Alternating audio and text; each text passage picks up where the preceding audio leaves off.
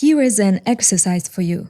Pause the video and try to find a solution yourself. When you are ready, press play to see an example solution.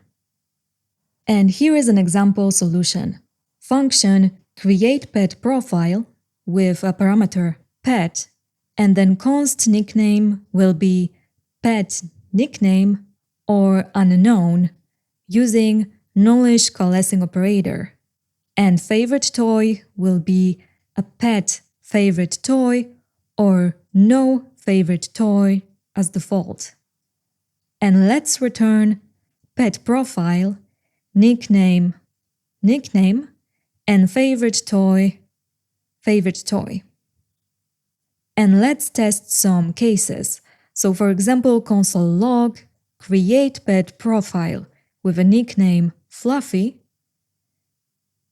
We get a pet profile with nickname Fluffy, and favoriteToy has a default value. Console log createPetProfile with favoriteToy Ball.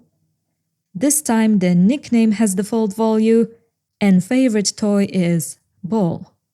And console log createPetProfile with nickname Null and favoriteToy is an empty string.